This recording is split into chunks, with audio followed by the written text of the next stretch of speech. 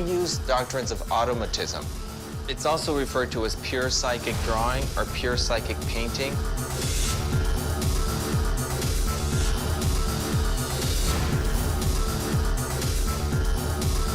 I learned from this artist called Andre Breton, who started the Dadaists and Surrealism. Automatism is pure psychic drawing and painting where you don't think about what you're doing, you just do it. You try to clear out your mind and not think, and you just let the hands go where they may. And people who'd followed that, Jackson Pollock, Andre Breton, and Max Ernst. A lot of the surrealists, it's almost like you're painting in the dark or painting blindfolded.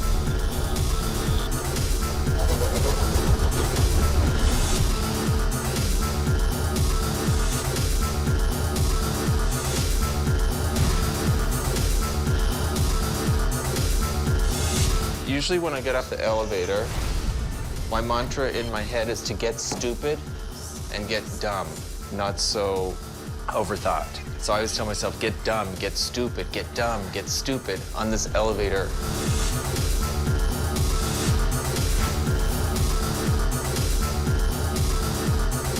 Once you clear out the mind, then it allows space for the subconscious to come in and then come out of your body physically. It's just to allow for new ideas and new things to learn.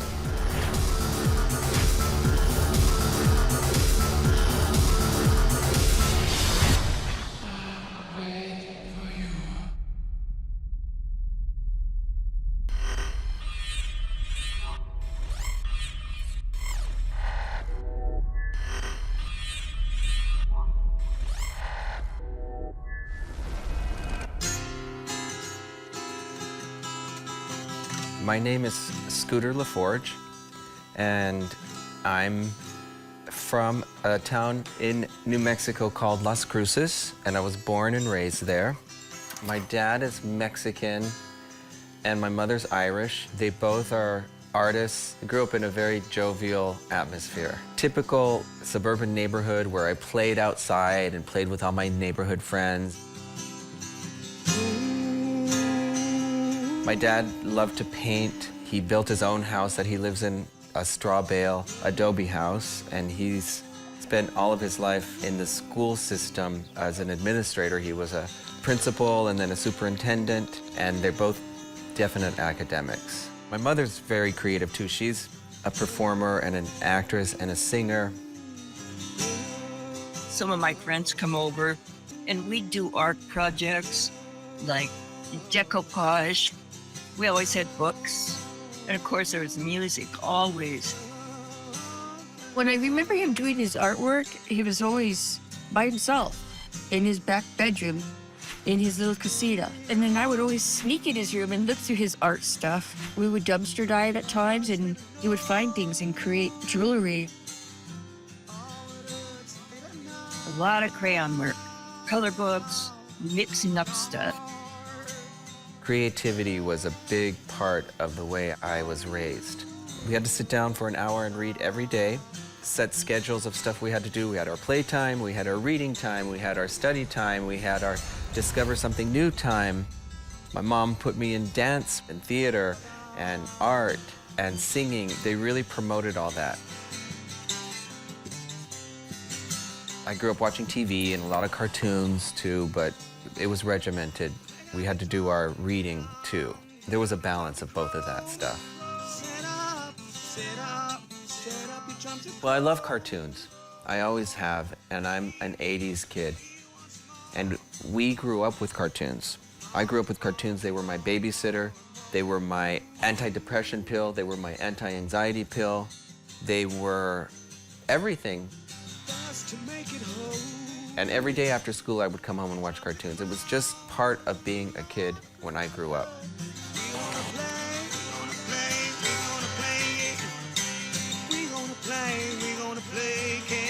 I think that's why I keep putting these in my paintings, because they make me feel good.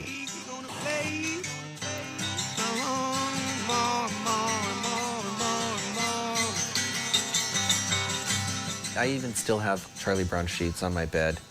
You know, stuffed animals around the house and stuff. There was a severed hand outside of my apartment building that they found, and I painted a severed hand. That doesn't have anything to do with cartoons, but the cartoons are a comfort for me. The notion of being a kid inside is very important because it leads to the imagination and it leads to being free.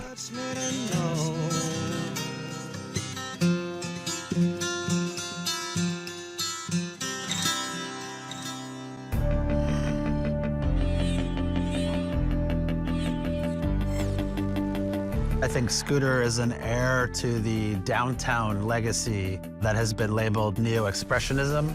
So artists like Keith Haring and Basquiat, who also painted on clothes, Scooter has a certain sort of irreverence and satirical approach that belies bigger, deeper, more fine art meaning. Drunk on a dare, be my honey, tea. Scooter, as naturally, just paints anything. He'll paint the plates, he'll paint you if you get too close. I used to like to call him Little Picasso. My tools I already have. I don't go out and buy specific things. Anything I can get my hands on. House paint, spray paint, paint that I find on the street, paint that I happen to have here. Wanna take you with me, take you on a ride. It's not so much how it makes me feel, it's how it makes me think. When I look at Scooter's work, there's always something about it which is surprising. Is it art? What makes that work as a painting? There's something about it which is awkward, uncomfortable, and deeply personal and beautiful. It's almost like he's picking up the paint and throwing it at the canvas. I don't see the content, I see the paint. How that liberates the action. Take my hand, Scooter is the hardest working artist I know. It's his life. run the lights in your new sports car. People recognize his work because he is original. He's not a derivative of another artist. Go for a drive. If I would describe Scooter, Scooter is very positive, cooperative. He is always bringing work in here. He respects us. Take you on a ride. And that's where the true creativity comes in being an artist, is how are you going to sustain yourself as an artist? How are you going to look for opportunities to where you can make money and still do something creative and not have to work in the cafe? Show up for the people that give you these jobs so they'll hire you again and again and again after the fact. You know, the universe provides. Seeing those opportunities. These people know what you do. Step into those shoes and do it. And deliver it and do the best job you can. Don't be afraid, and if you fail, that's okay. Failing, you can learn the most about yourself and the most about your craft ever. If it turns out to be a piece of crap, that's probably one of the best things that could ever happen to anyone. I'm still learning. I'm still in the beginning of how to go forward because this is the road less traveled. I mean, I don't take critiques personally anymore. I like when people are quite honest with me. Scooter's work was everywhere. I couldn't avoid it, and I really liked it. It was sort of a combination of depressing and optimistic at the same time. I do think he has a bright vision of the future of the world, but he also is smart enough to pick up on the detritus of society that gets in the way. Not just literally the trash on the streets, but just the trash of our society. The way I like to think is everything's already finished, too. Like, when this was a blank canvas, it was already done. And there's solutions for everything. It's just where I'm feeling at that moment. I work very sporadically. If I feel like copying something, I'll do it. But that's a small part of my work. The first thing that struck me is that I saw a sense of innocence just from pure impulse. And he's surprised by what's coming out of it. When you have a painting by Scooter, it really has a presence to channel these subtle emotions into the painting, and they become these objects that are charged. And it's really like an act of magic. If you go back to work that I painted on when I was very young, it was very detailed. I was using tiny brushes. And now I don't care as much about that stuff. I just have a lot of freedom and I have fun. And I think one of the artist's duty is to have fun because it shows in the works and people can tell if someone has a lot of fun painting. We're in a studio in Tribeca. It's expensive. I try and come here and use it every day.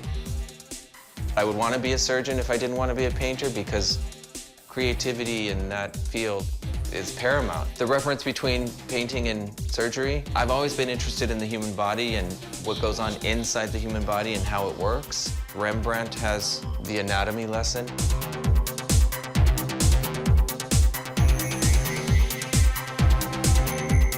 It was done in 1632, and I've redone that painting probably 3 or 4 times. I'm really inspired by that and other medical paintings. I kind of discouraged him. I knew he was really smart, so I said, oh, you got to major in accounting. Oh, you got to major in engineering. I mean, you're so good in math. What the heck are you going to do with the fine arts? Even if you went into teaching, you know, at least you're going to have a job. I'm going to be an artist. Look at me. I mean, I can't not do it. He made his own decisions on taking an art degree out of the U of A. Good for him.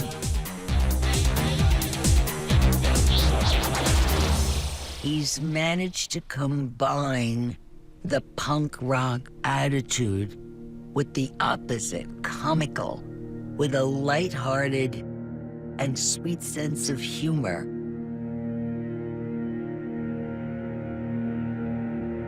Scooter's work is very deceptive because at first it presents sort of a comedy. And I mean that in the use of cartoonish motifs and imagery that he's taken from pop culture. Throughout it all, there's sort of underlying sensitivity and maybe sadness. I've described his sense of humor and his sense of art as being like Charlie Chaplin in the past, where it's kind of this comic tragedy. We're inundated by these pop images that have no meaning, that are just vapid. And I think you might look at a Scooter and instead of getting a direct meaning, it's a sense that there's something much more sophisticated and underlying his message. A lot of comments that people make to me are like, wow, that's a beautiful painting, but it's sad too. And it takes you a while to look in there and find that, but yeah, it's there. I feel it's connected to dark parts of my life because I have been in very, very dark places in my life since I can remember. When he was going into his senior year, my husband and I made a decision to move to Douglas, Arizona, and he was devastated with that. He didn't want to go. We said, oh no, you're coming with us. So we moved there. In his senior year, he had the challenge of fitting in to a new high school. He had no friends. He had his own way of dressing, which was very unique. It started in junior high, openly flamboyant and openly gay, and dressed that way and presented myself that way and wasn't accepted. It was in a really small town. If you grow up in a bigger city, you can find some other people that are like you and maybe 2 or 3 other people, but I didn't have anyone there. So I was just this kid who was gay, who was dressed crazy, dyed my hair, expressed myself. The culture we were living in wasn't easy on the gay society. I remember one time we were walking out of a restaurant and these cowboys called him a faggot. I just was not okay with that. I would become angry and yell right back. Scooter and I were brought up with good morals and we were taught not to be mean, and my brother just went into the restaurant. He didn't want any part of it. In high school, the depression came from coming out and being gay and being really bullied. My last name is LaForge. They would write the word LaFag on my locker. People would threaten to beat me up after school. I would get pushed in the halls. I would get made fun of constantly, tripping. Once I got sucker punched.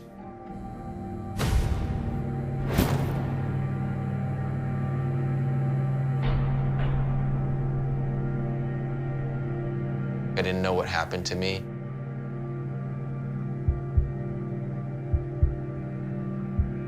It made me depressed and it made me shut down. I wouldn't talk, I was angry, I was mad at my family, I was mad at my parents. It caused a lot of problems and I was very unhappy. At home, their reaction to it, they wanted me to butch up, to get more masculine. I think it was a difficult environment to live in our home at that time. My mother was living with us and she had extreme dementia. The household was dysfunctional because I was mostly preoccupied with my mother and my work. The kids coped in their own way, using their inner resources. When you're that age, it's life or death to you.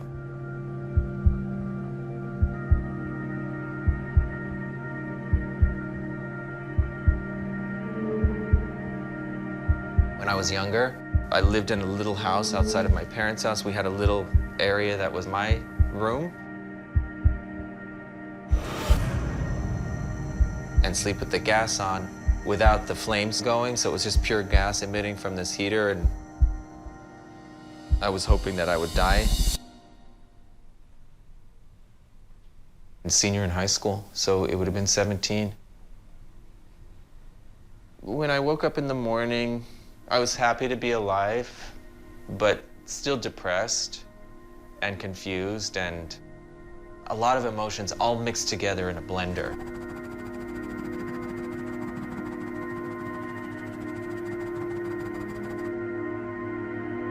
I was painting on clothes, I was creating, I was making sculptures. And it was just getting suppressed and suppressed. I would explode and then I would paint the whole damn room. It gives you freedom, and on a positive note, it treats every day like it's the last day of your life. The mind can be altered. Instead of going into negative thoughts, goes into positive thoughts. The mind will change and start to believe them after being programmed that way. Today, those dark sides have lifted. I've done a lot of work on myself through therapy, and it's helped me a lot.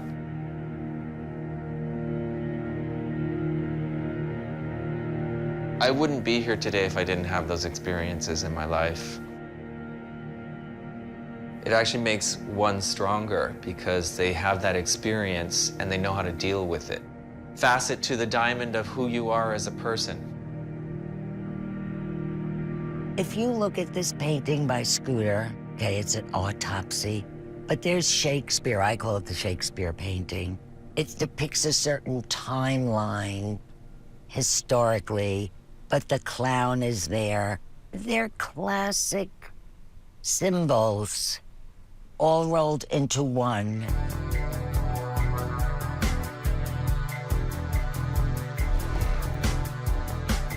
I moved to San Francisco after I finished college in Tucson, Arizona. Lived in San Francisco for 9 years. I had it all in San Francisco. I knew everyone there, never had to pay to get into any clubs. People knew me in restaurants. I was connected to every little aspect of that city and was known in that town in the art world.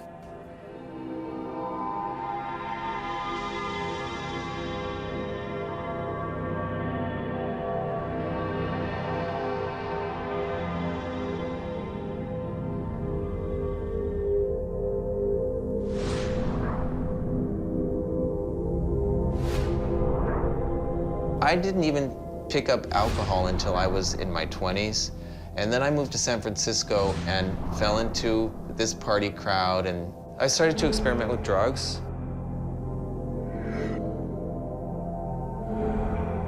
I found my happy place, and I sniffed a lot of cocaine.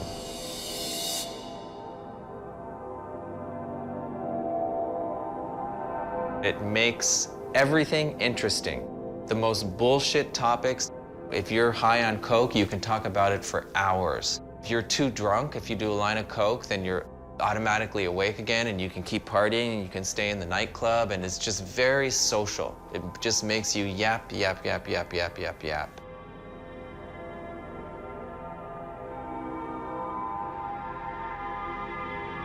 Also, what happens is it can bring you to a very dark place where your world gets smaller and smaller and smaller and smaller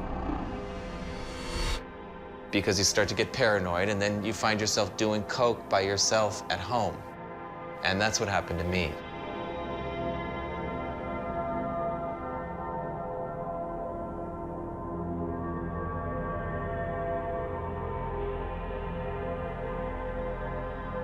I did a lot of shady stuff. I hurt a lot of people.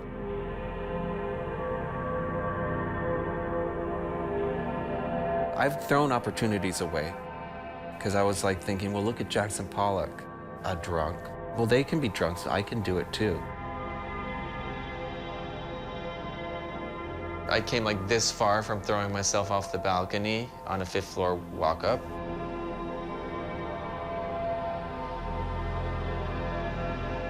The last night that I did any drugs or alcohol, I had come home from the club, and a friend of mine was with me, and we did the last of the cocaine, and we were smoking cigarettes, and I was in a tiny apartment in San Francisco, and then he left, and the sun started coming up.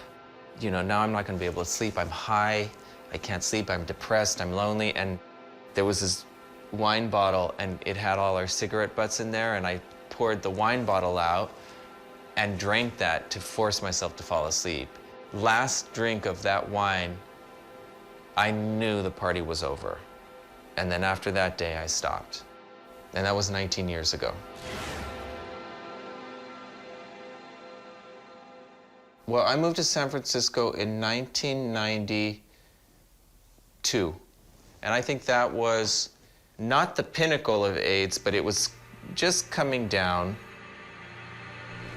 A lot of his work is tied to the sort of gay, act-up aesthetic of the 80s when we were all fighting the early days of AIDS. It was a horror show, and we all took to the streets screaming, and he's maintained that element and brought it up to date. During my time in San Francisco, a lot of people died of AIDS. There was this beautiful Hawaiian guy. He was dating my roommate at the time, maybe 25 or 26, and he became HIV positive. And then maybe he got scared and depressed, and he started using crystal meth. He was one of these people that went from a big, beautiful man, within 3 months turned into like a human skeleton, exhibiting all these signs of HIV and having KS, Kaposi's sarcoma. KS is where you get these sores all over your body, which was really common in the 90s and 80s. You would see it all over. He ended up moving back home and died. This is over 3 years.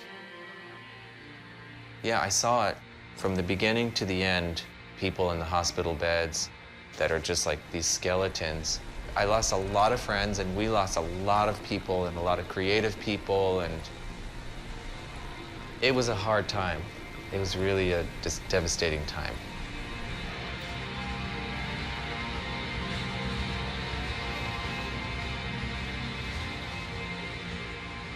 At that age where that deep-seated fear was instilled in me and the safe sex was instilled in me, so I never was real risky sex-wise because it was pounded in your head. Condom, safe sex, condom, safe sex. So I am from that generation.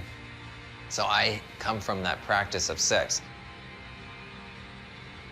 If I was born 5 years earlier, 10 years earlier, that was a free-for-all. Everyone was doing whatever they wanted to do whenever they wanted to do it in the bathhouses. It was like sexual freedom and liberation.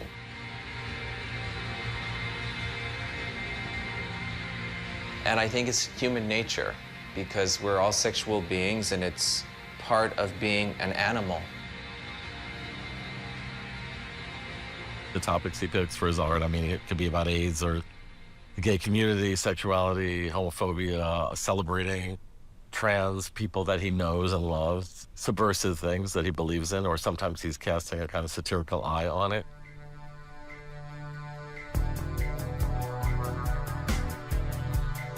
One day I decided to sell all my stuff and get on the airplane and just move here before I died or before I got too old and start over again here. My mom got me a subscription to Interview magazine. She bought me the Andy Warhol Diaries when I was in elementary school, and I read that book and became obsessed with kind of New York City's painters and the visual artwork here. And I started to follow it and study it and wanted to be a part of it. There was always something in me that knew I had to come here just because of what I read and what I saw. And I always felt a magnet pulling me towards here. It was always my end goal to kind of come here, and I did the steps to get here.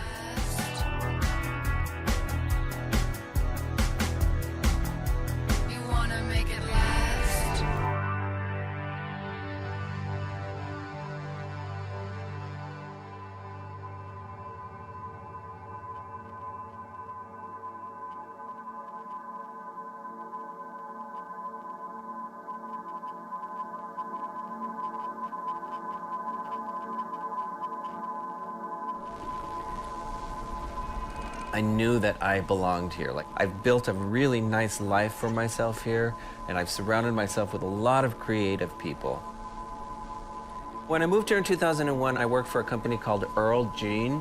It was in Soho, and everything was closed due to 9/11.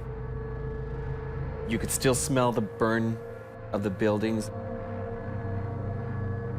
So the city was at a stillness, and it had a blanket of anxiety over it.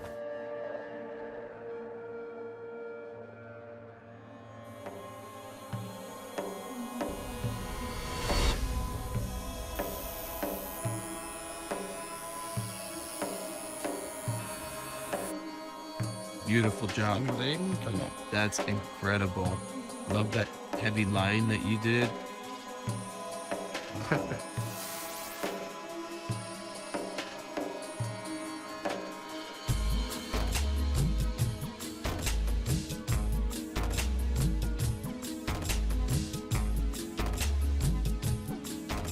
Well, this is a portrait. We did that in the studio. I was having really rough time that day. There is so much information. If you can see, I have a coral snake. Does my heart bleeding? His art is not for everybody. Art is just very personal. So we are in a city where it's all about the money. The Chelsea galleries haven't picked up on him. Some of these galleries might think that maybe his clientele will not like so much his work. For your art to be more accepted, you have to do this, and I don't think that will play well with him. You need to have balls in a city like New York to say no, I won't do that. But that's fine, he'll get there somehow. When I first moved to New York, I was trying to send my images out to various galleries, and I probably sent my images to about 200 galleries, and I never got responses or always no. So my experience with these more established and blue chip galleries is they have to come and seek you out. Downtown New York, it's where the people more courageous and brave, and the artists are free. They're doing the art because they love. They're not really thinking about the fame and the success. Probably all those Chelsea galleries at some point would just regretted for not having giving him this space. It's not that he needs this person, he deserves on those galleries too, That's how I feel.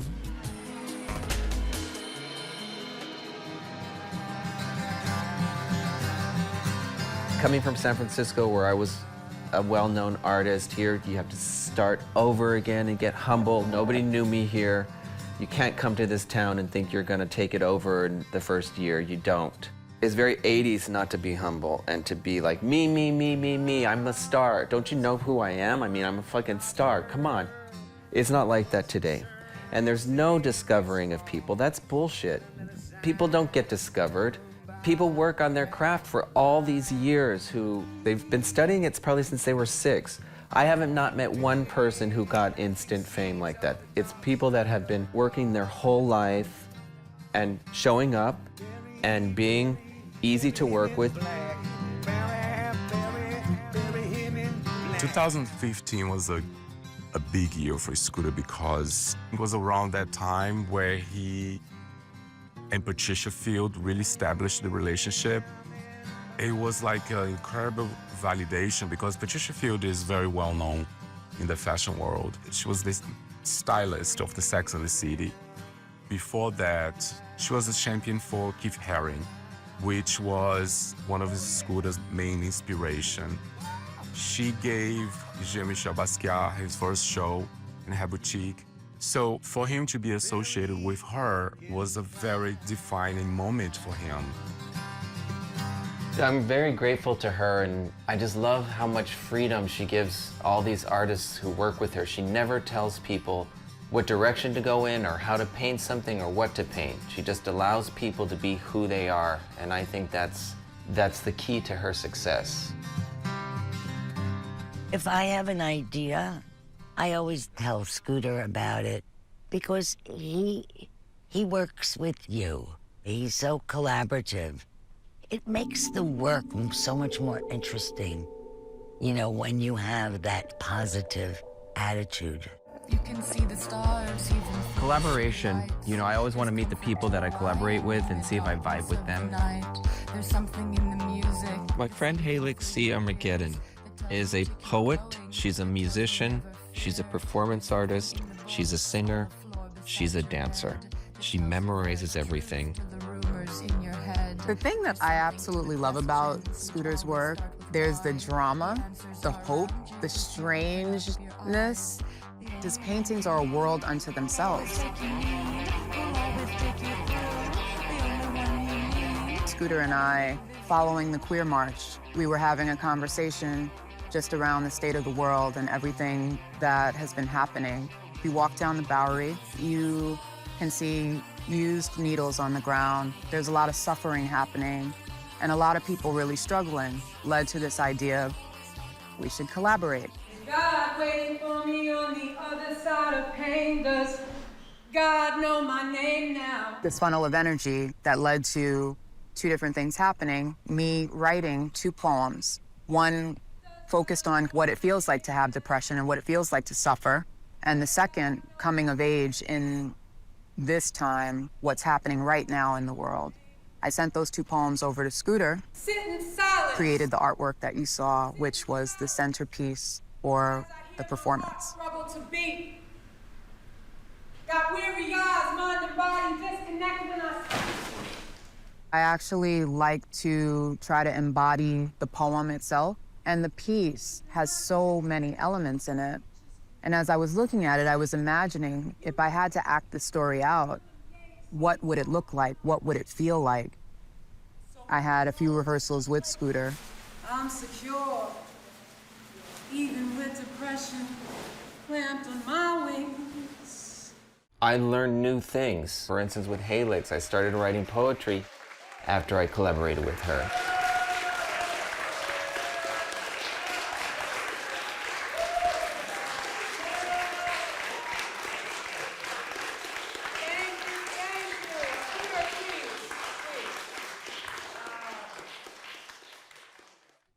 Everything here is found. This is a tape measure I found on the street, the handle from a broomstick, fake flowers, a carnation. This I found in the dumpster. Everything that I have for Scooter is custom made. There was always a process that we go together and we get the fabric and we do fittings. So by the time I get to wear it, it is comfortable. Gazelle's collaborations usually start with an idea that Gazelle has, because Gazelle to me is a performance artist, and Gazelle's ideas are very specific and very planned. It was made by someone who really understands who I am as a visual artist. If it's too tight, if it's too weird, it's just part of what it is to be 4 hours or 5 hours wearing a Scooter LaForge piece. just because it is his. Or I have to wash it by hand, very carefully. Some pieces are never washed, but the thing is, I only wear something maybe once or twice.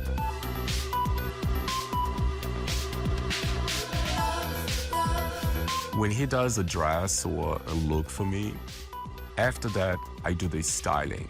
And then he no longer has control because it comes my style into his work. One of the things that really makes me alive as an artist is the reaction that I get from people.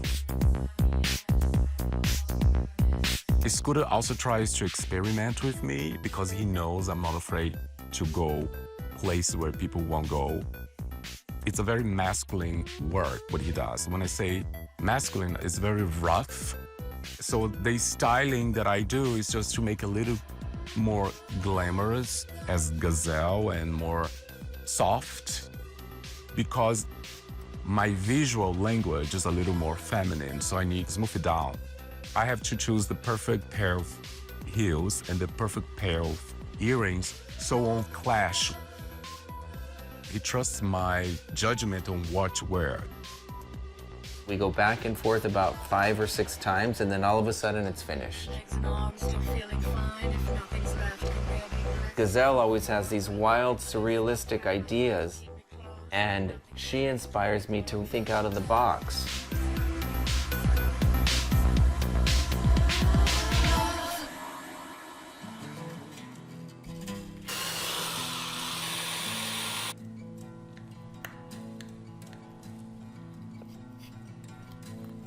About that,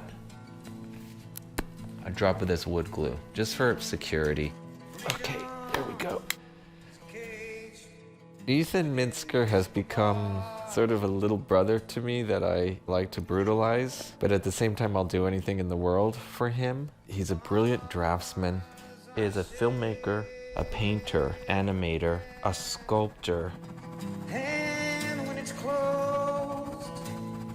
What I find amazing about Scooter is his ability to adapt to the changing environment. The galleries are closed, move your artwork out onto the street. Canvases may not be selling so quickly, put it on to close. And that is what's going to make him successful no matter what happens around him. It's something that we can all learn from.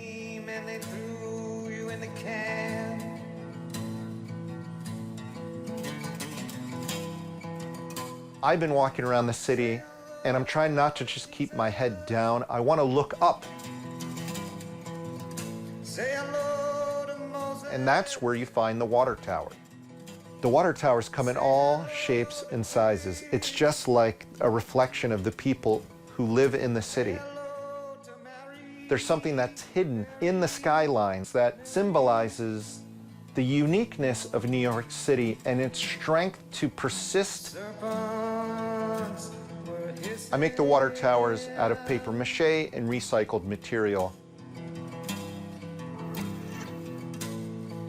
Ethan came over with his water towers. They were white and they were pristine and brand new. He just let me go free on those, and his work is sculptural, so it inspired me to make sculptures. I think when you're collaborating, you always want to pick a stronger artist than yourself, somebody who you admire. Then your message is spreading through his message. You're learning from his process. Say hello to Kennedy. Say hello to Saran Saran. Say hello to David Koresh for me. Say hello. I see different ways to work, adds another dimension to my work, helps me to work with different personalities. Say goodbye. Look at that. This, I felt like the orange was too strong. And if it doesn't work, I'll paint it white again and start all over again. Or just go outside and throw this in the garbage can. It's a little guy giving you flowers. Look. He's handing you a carnation.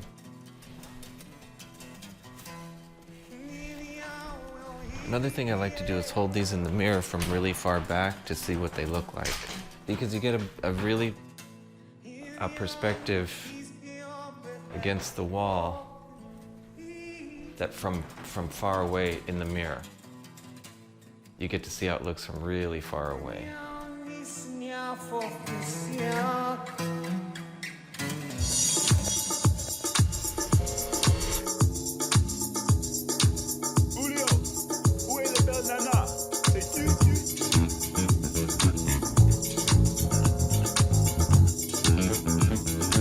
Here's my collection of clothes. It's pretty low right now.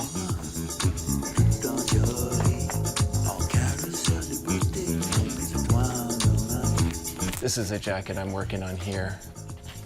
So.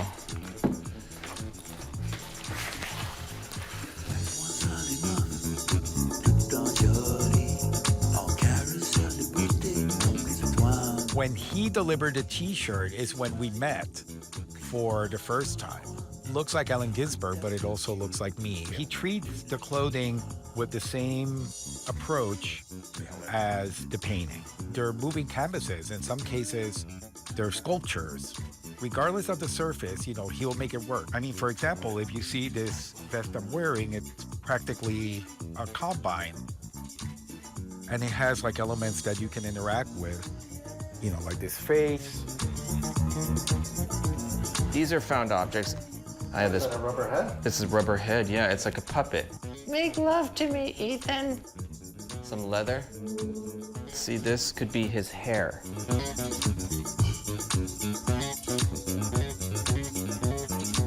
I first met Scooter LaForge when I had my shop on the Bowery. And in the beginning, I said to Scooter, Scooter, you can't use the Chanel logo. They are always watching me, and I've gotten threatened of lawsuits.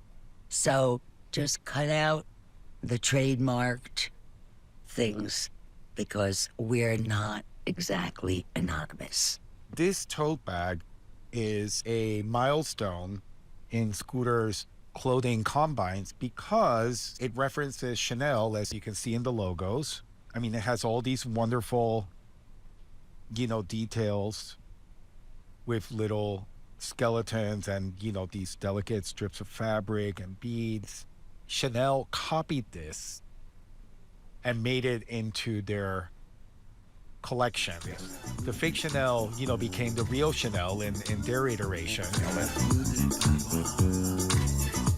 This is kind of funny, but I think it's a little distracting.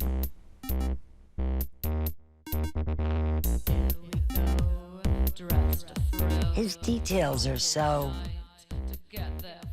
cared for. You know, here's a little sleeve sewn on. He sews things on his garments as well as paints them. And that just increases the originality of him.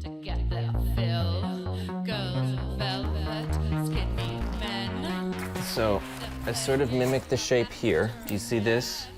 Follow it with the scissors, really. See, that actually is perfect there. There, and there's his hair.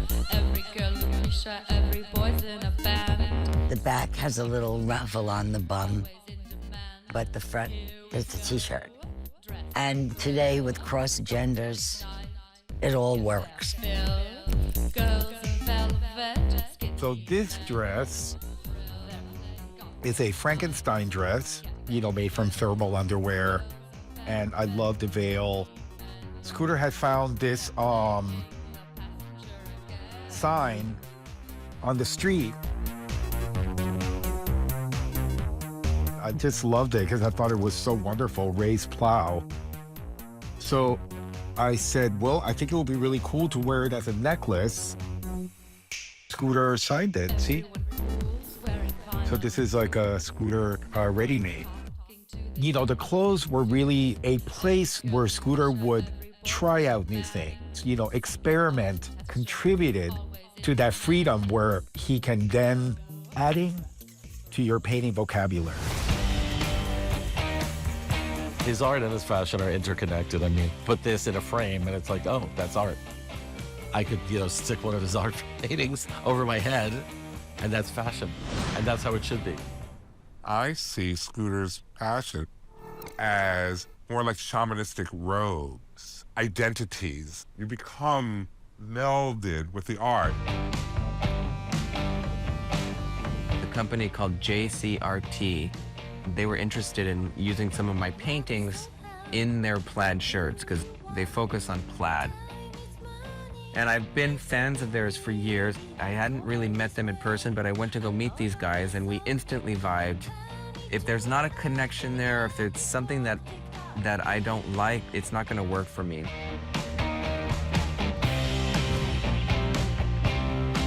I'm the quiet one. Teller. He would give us a piece. We would then play with it, send it back to him, and it became this sort of like back and forth sharing, taking his work out of the context of a painting and putting it into a plaid, not just a print all over me sweatshirt, but a new expression of his work. It feels as though they've been painted onto the fabric. It feels as though they're three-dimensional. It feels as though you can kind of touch and feel the work. That just comes from that sort of back and forth layering that we've done together. It almost made them less provocative and maybe a little more playful. So I think more people were willing to embrace the collaboration. There's hidden shit everywhere, but that's what's so fucking amazing about Scooter's work. There's just always some bunny doing something. Yeah, so this is literally a picture of a Smurf jerking off, and I think he's ejaculating the Medusa's head. What's amazing is seeing the people who are wearing it and not really realizing the full context of what they're wearing. That's what makes good fashion, I think, is when there is something a little deeper and not everybody has to know everything that you're... Hidden gems. Yeah, there are hidden little things in your clothing.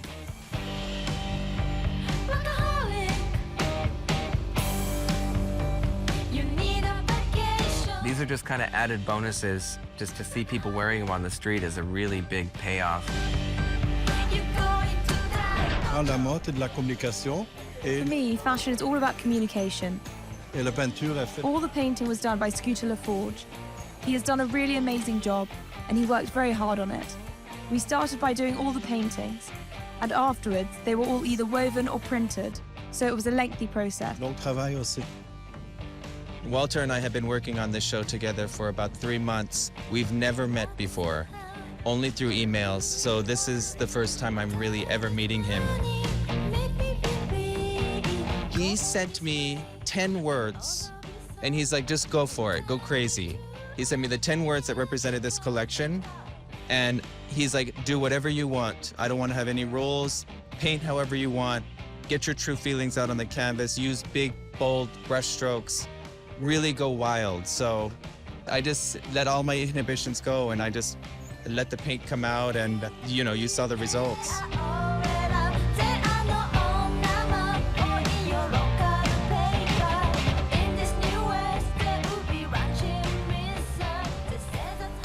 This is a painted seashell.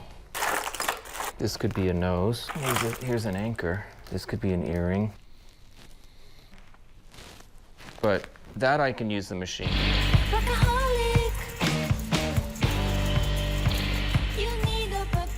When I first got the jacket, I was speechless. It makes me feel bigger than I am. I'm not a large person.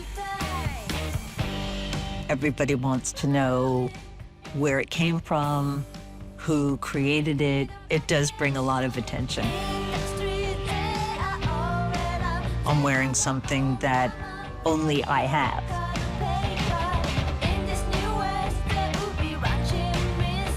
So I had all those retail jobs, and then I started painting on t-shirts, and I started selling them in Patricia Field.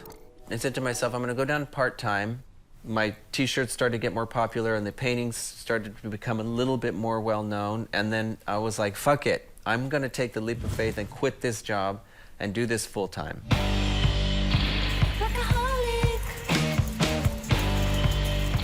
Ever since I did that, I've been surviving. And intuitively, I've felt like I was ready because I was clear-headed, I wasn't a mess on drugs and alcohol. Being a successful artist, you've got to be able to show up, and you've got to be able to deliver, and you have to be good at what you do. So if you don't have all those 3 things down, the other person's gonna get the job.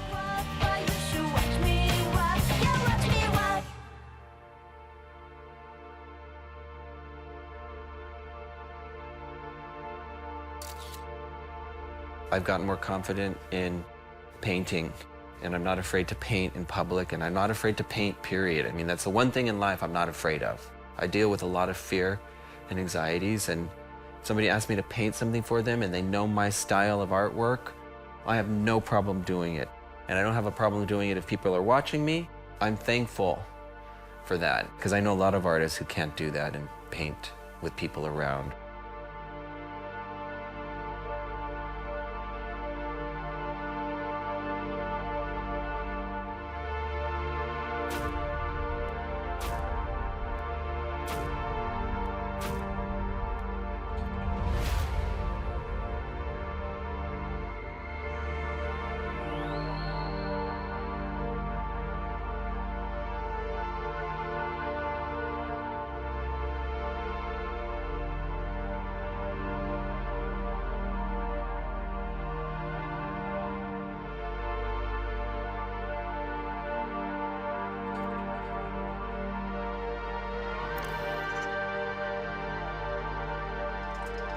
I did the beef jerky show.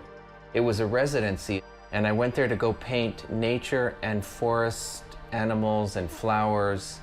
And then I had this idea to come up with painting the fairy tale Hansel and Gretel, because that house reminded me of the old witch's house.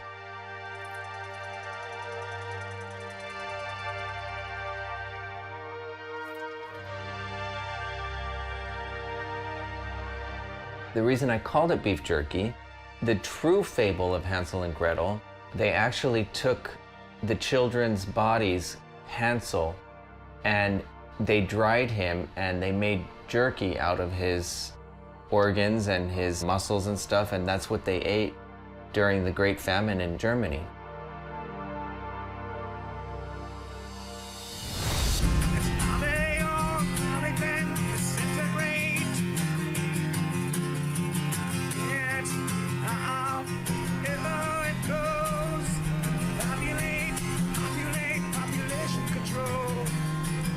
Kind of withdrawn at times. So you'll see him and it's like he maybe doesn't even say hello. I get fearful in crowded rooms. Like there's kind of a social weird anxiety thing that happens to me in crowded rooms. I'm not afraid to kind of speak in public, but I get afraid of weird things. Sometimes I get dizzy and then I'm still afraid that people aren't going to like me or accept me if somebody says something bad, or sometimes you get a lot of hate online. It makes me afraid. It's weird when the fear kicks in. If I go to art openings by myself and I feel like I'm a fraud or I don't belong there. I'm glad I wore that mask and that bear costume, because I wanted to have another layer of art in there with these characters, because I love animals. And yes, it was really nice for me to kind of have a barrier, because sometimes when you're talking to a lot of people and you're listening to a lot of people's stories, a lot of people telling me about their art and what they do, and you know, all this bombardment of information in one night can be daunting and overwhelming. I had envisioned that in my head and wanted that to happen. Add another layer of interest to the show and have these weird stuffed animal, plushy people running around.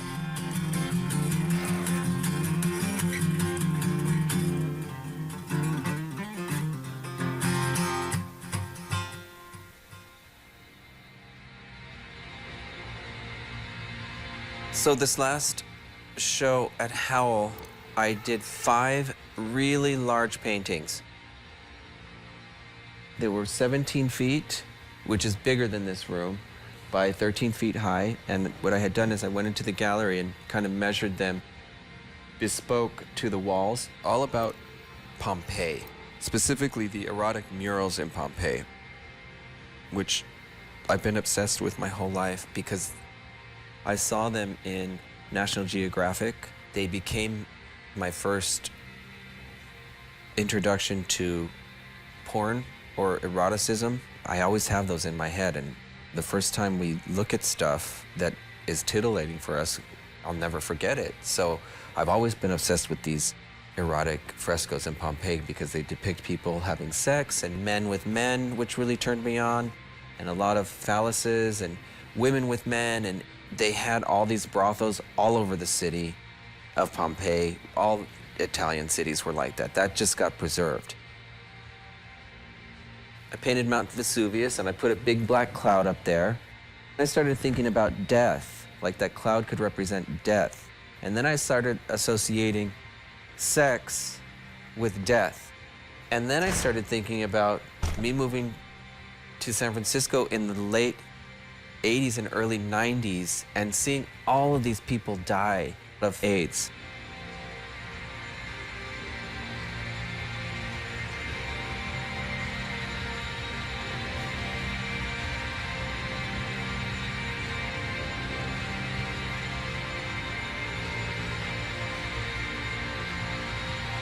It just seemed like there was so much sex going on there, and all of a sudden everyone died because of the volcano. So I kind of saw this parallelism there.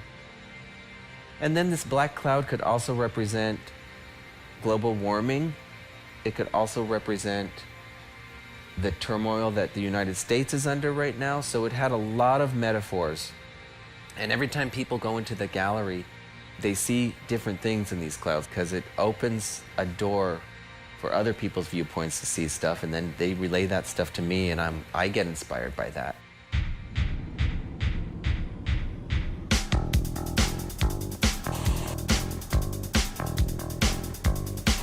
The openings are the business of art, and then there's the love affair with art, and that comes when you go on your own.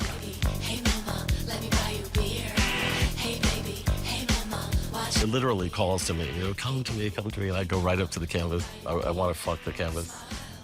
So Scooter's work last night, seeing the paintings in real life as compared to, online, it's a very different thing to see the brush strokes, that intimate relationship with the art. And that you're not going to get online, and you're not going to get at an art opening either.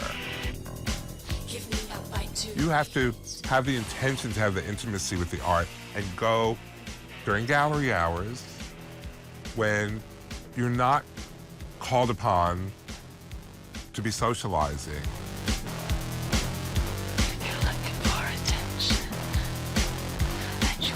Going out and going to museums and going to galleries and looking at others' paintings, it's a huge practice for me and a huge part of my routine.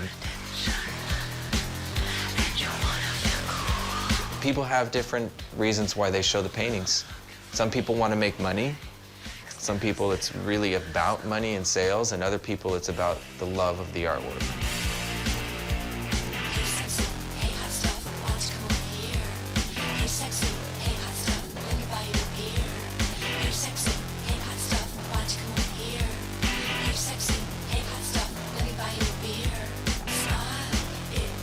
And the way I think about my audience is, what can I do on the painting that's going to make it look spectacular?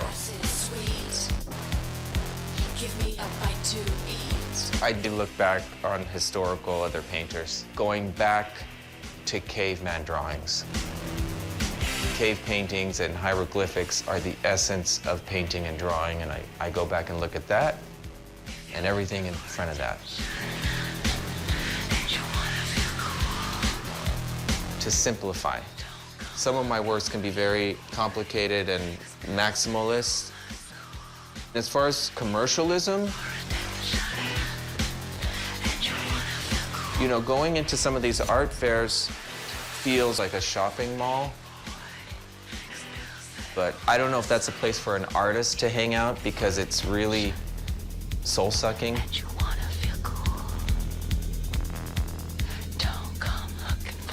But there's some art fairs that are really, really super, super cool, like Spring Break.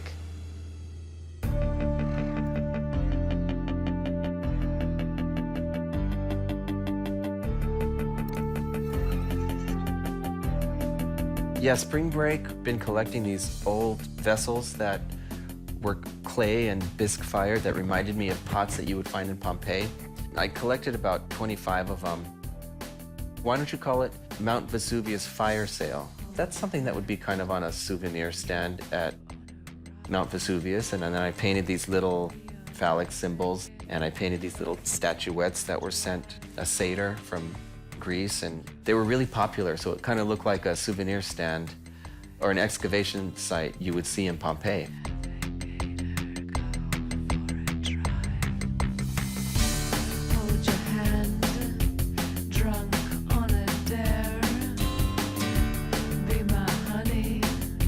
I have a lot on my mind and trying to figure it out exactly. Thank you. We're gonna set up the table, we're gonna do this wall and then finish this wall. It's like an organism. Who knows when it's gonna ever stop? It's like an amoeba. Where the cells split over and over. It's art for life, it's movie extra life. So we could leave this white and it could be a break to the eye, or I can go around it. What if I put this painting underneath here? And there's this, do this longer one.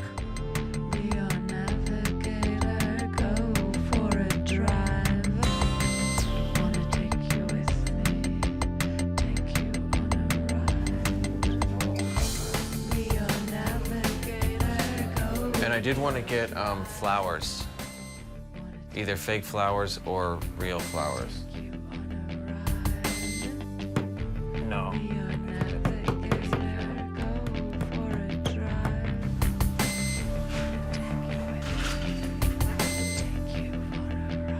And it says people are peculiar in Hebrew. No, I should get it done. I'm so tapped out.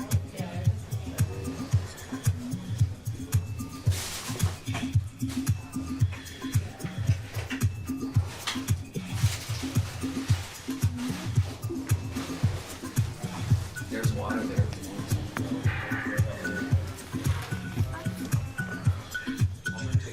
Ted, how's this here? And then we're gonna be almost done. Now it's all about fine-tuning it, right?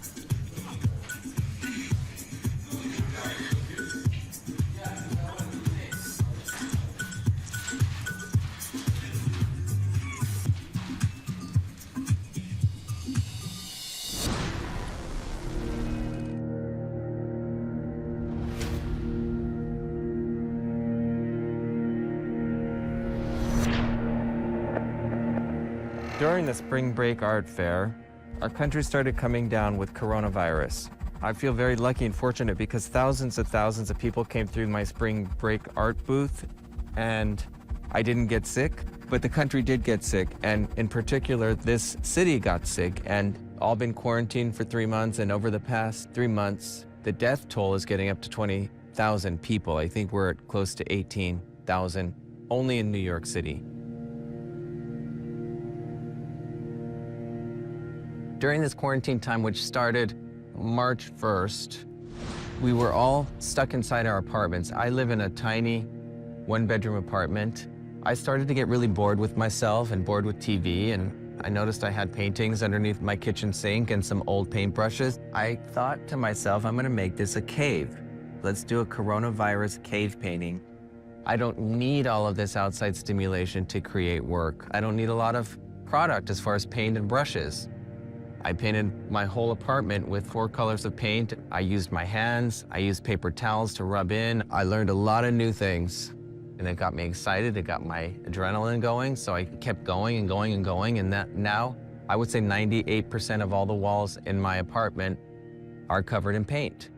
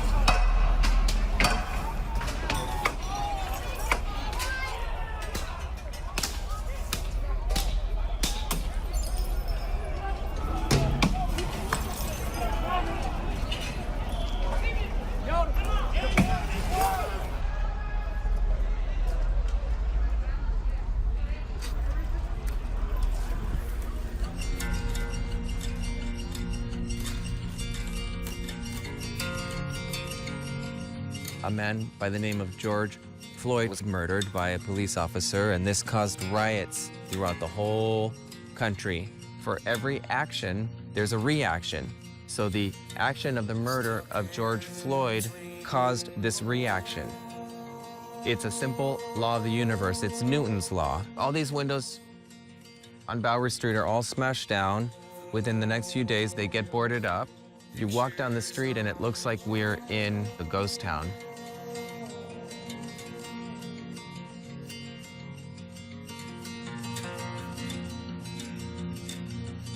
Outside the windows, Over the last couple of weeks, a lot of the storefronts here on the Bowery have been boarded up. There's all this canvas now for artists to just go and do whatever they want. I want to make a positive mural. I support the Black Lives Matter movement. I support the Pride movement. And so I just want to make something that's about love. It's something, positive to look at right now.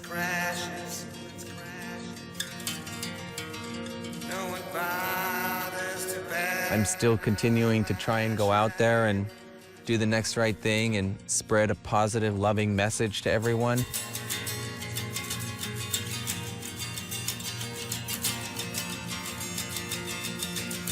Gay Pride is coming up, so, SpongeBob has recently come out as gay.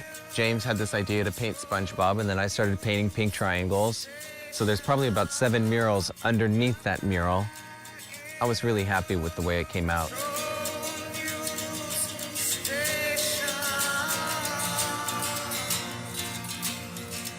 He's so humble and he's so cool and he's always down to do this kind of stuff.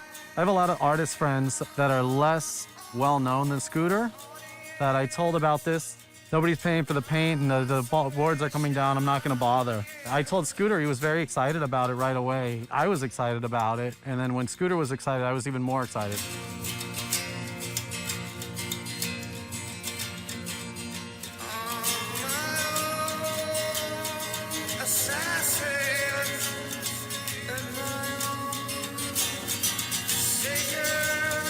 And I think anything's better than these boards and a lot of reform that needs to happen and systematic change. There's a lot of horrible stuff. I just hope we can fix this problem. Being stuck at home, not having a lot of outside sources of entertainment, it has affected me a lot. And what it's done on the positive side forced me to go internally. That has manifested as meditation, a forced art residency. I got to really go inside and figure a few things out in my life.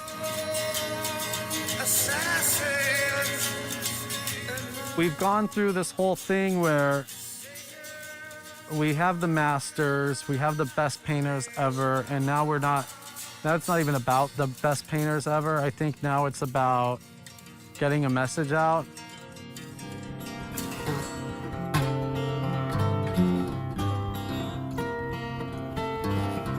No one's really buying paintings right now. Since the coronavirus happened, all of my jobs have been put to a halt. I haven't been able to do any of my side painting jobs. I work a lot. So my income has been absolute zero.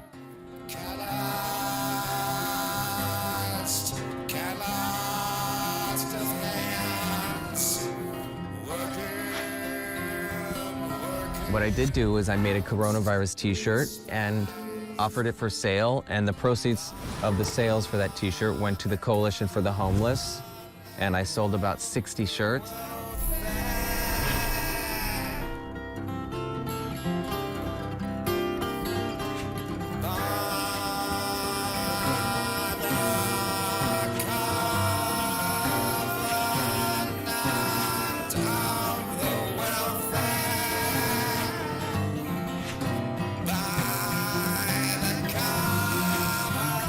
It's a small one. They're wipes. They're body wipes. Toothpaste and toothbrush. You want that? This is a red velvet cookie and chocolate chip. Yeah, you're welcome. And feminine products. That's men's underwear. There's light gray and dark gray. That one in your hand, I think that one is. Look at it. And this one, and this one. It's new, it's brand new. This is men's underwear and women's underwear. And that's toothpaste and toothbrushes. I just thought that would be a good place for me to start to help out some other people.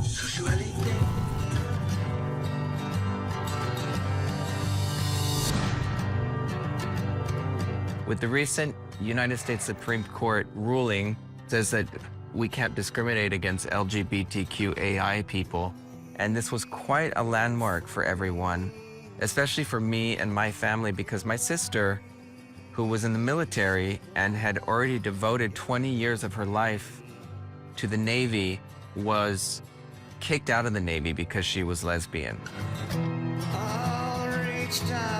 This devastated her life. She served in the Gulf War. She put her life at risk in the Gulf War. She flew C-21 helicopters. Her roommate reported her as being lesbian, and the Navy, after this full career, kicked her out, and in that day, she was done. And it's something that she's had to deal with her whole life, just because she was lesbian. That's it. I'm grateful that people can't be fired anymore just for being gay or just for acting effeminate. I've seen people been fired for that.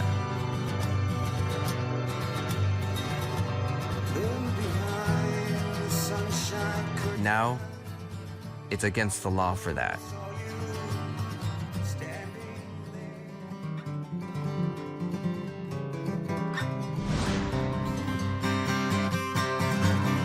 You know, the paintings, I don't even draw on this canvas. You know, I do love to draw, and I draw a lot. And when I paint, I tend to draw with the paint, and I don't correct lines. I just don't work that way. I tend to just be really free with the paint. I imagine future generations looking back, if they really want to get to know what's happening right now, all you have to do is look at his work and register all those different emotions that you feel. And that will teleport you back to this moment right now. It's all captured in his work.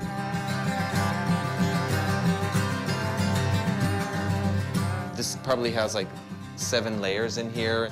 That's where new discoveries are made. There's definitely moments where concepts materialize. This painting and this painting are all from Venice. And they had a lot of religious paintings here, so I came back and I decided to paint a whole series of paintings on religious works. So concepts do come from my personal experiences.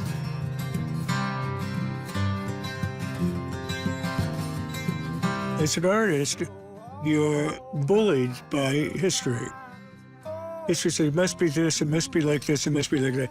And what I see in Scooter's work, he goes back and forth into history. He's redoing Picasso. He's making you look at Cézanne again.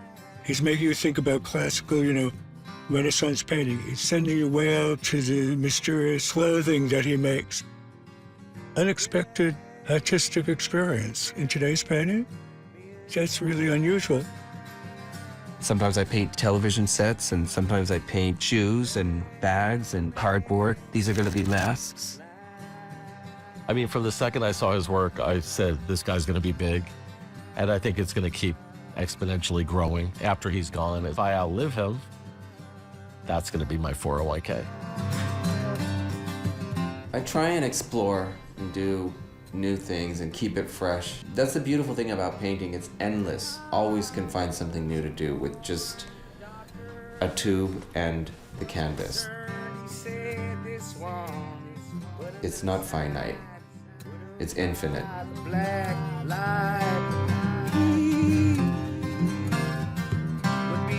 I believe that at this point in the 21st century, the notion of what art is up for grabs, what is relevant. And I think the importance of Scooter's work, because he has such an extensive vocabulary, it's almost like he knows various languages.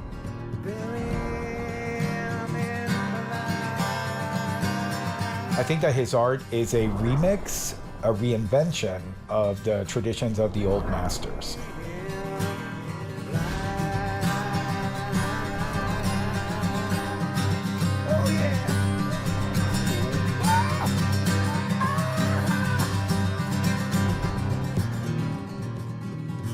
Buried in black.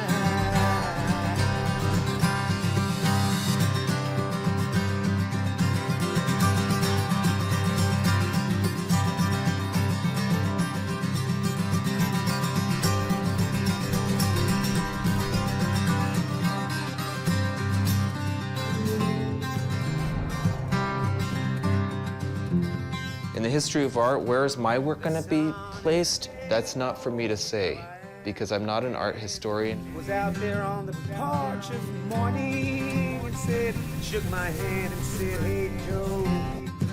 All I know is I have these paintings. This is plastic, basically, so this is going to last a long time because I used acrylic. Lit it simultaneously. I'm a gifted guy, you know what I mean. He said, I've seen artists who I love and who have created a big, beautiful body of work, and then they die, and then all of their stuff in a dumpster on the street. Who knows what's going to happen with this? It could be in a dumpster, and it could be in a museum. And the only reason that Van Gogh is where he is because of his brother Theo's wife, Johanna Van Gogh. And she kept all their letters, and Johanna kept all of Vincent's paintings, and if she didn't keep all that stuff, I don't think he would be where he is today. It takes that person who loves art and who loves archiving and the history of art to place it in history. And if I'm lucky enough to have that person in my life, that would be great, but I don't know if that'll happen.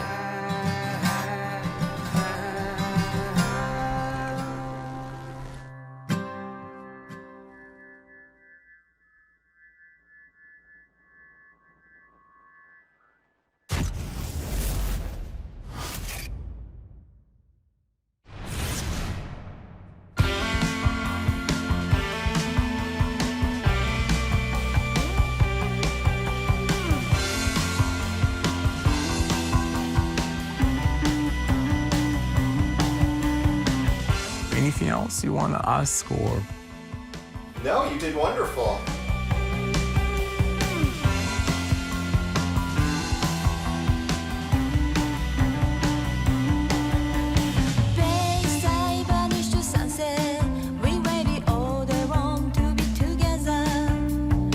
I've been really frustrated, I've been really beat down, but I never gave up on painting. I do a lot of stuff for free. And it's keeping me going, it's keeping the ball rolling. Every now and then I do get a nice paying job that pays my rents, and it keeps me going for another month. That's my theory on surviving in the art world.